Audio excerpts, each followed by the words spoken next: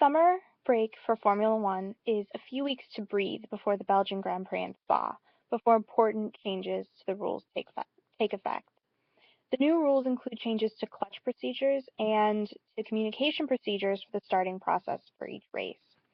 These new rules are intended to increase excitement in the sport and to make the drivers more responsible for the start of their race, which has proved to be a critical part of victory or loss.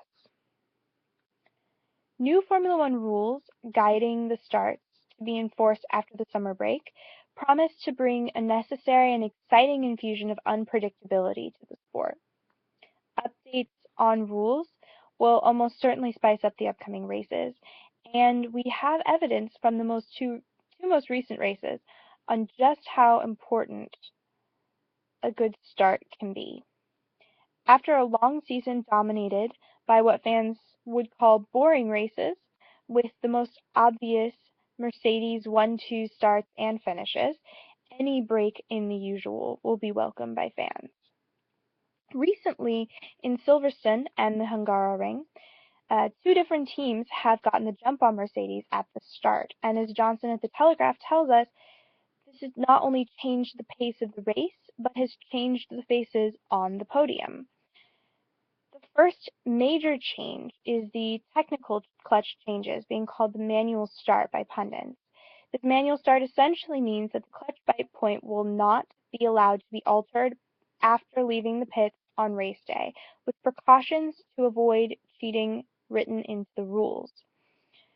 Barretto at BBC Sport tells us that currently changes to the clutch bite point can be made on the starting grid with minutes to go before the start.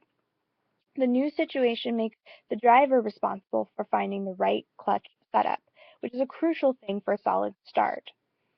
Putting the start more firmly into the hands of drivers by making these changes to the clutch rules can lead to some very interesting races.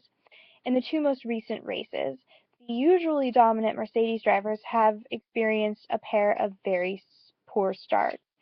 These races have been discussed as the two most exciting all season, and have brought Ferrari into better contention for the championship. In fact, the last race had absolutely no Mercedes faces on the podium. Lewis Hamilton even suggested the importance of a good start, claiming that if he had managed a decent start in Hungary, it would have been a very different race, Johnson tells us. Along with the clutch changes, the new rules introduce greater restriction on team-to-driver communications at the start of the race. Now, currently, Barretto says talk is allowed throughout the build-up to the start.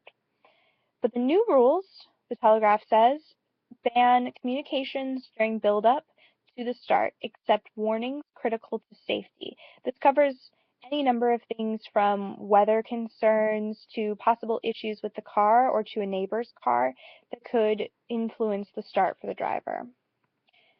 A large part of limiting this communication with these new rules is to avoid the team using communication lines to give the driver too much help in finding the right clutch setup.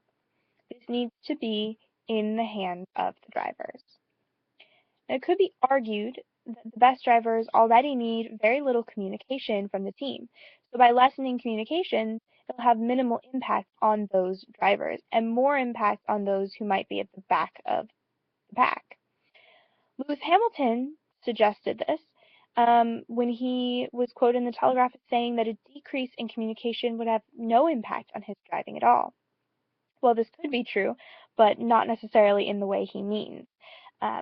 As the lack of communication is generally focused on starts, and Hamilton has already had trouble with his starts in the last two races, the idea of putting it in his hands completely doesn't seem to be a negative for creating entertaining driving, and doesn't seem like it would necessarily make a big change in his start procedure. These changes were not made arbitrarily, but they were choices that were carefully deliberated, made with a variety of factors to create a specific result, which is a more entertaining race. These decisions on the new rules, both the rules for now and the ones that are being developed for the future, are all responses to fan surveys on what would make the sport more exciting. Alan, who is a pundit for BBC 5 Live, tells us that this this response is more in the hands of the drivers, which is exactly what these start changes do. Benson at Autosport tells us that by restricting the outside communication, this is exactly what they're trying to do. And by focusing on fixing starts now, they mean to boost excitement and unpredictability in the sport. Now, fans may not be the best source of input for improving a sport moving forward. And some would say that a fan survey isn't necessarily the right starting point for making changes to rules. Now, part of the fan survey, for example, Alan tells us, are changes being discussed for 2017, and these changes include things like bigger, meaner-looking cars, which has very little impact on the sport, except to change the character of the aesthetics. There are also some more technical changes being discussed, things that would definitely provide a more interesting race, but would also provide a lot of technical complications for the way that cars are designed now. So fans may not be the engineers you want deciding every rule for the sport, and I can understand that. However, they are a critical part of any sport, as any businessman will tell you. The German Grand Prix had to be canceled this year for financial reasons.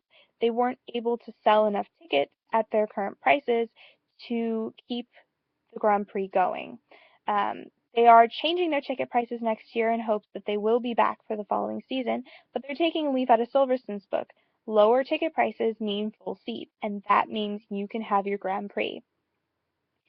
Who ought to know what makes a sport more interesting, what the best price is for a ticket, than the spectators themselves, the people who are actually keeping this sport alive with their money and their support? Of course, a fan survey isn't going to solve every problem that a sport might have, but it will help you decide what would be more interesting, what do the fans want to see. It's understandable that new rules are often uncomfortable and that there can be backlash against new things, especially when people have grown accustomed to seeing something in a certain way. Change can be disagreeable, especially change on short notice, which these rules certainly are.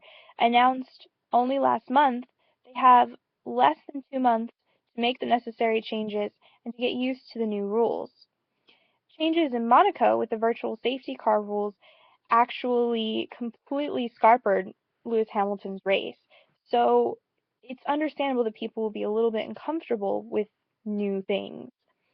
By taking fan desires and recent history into account, however, these changes are virtually guaranteed to produce a more interesting season. And while these changes may be messy, and interesting doesn't necessarily mean better, especially as things are first being implemented.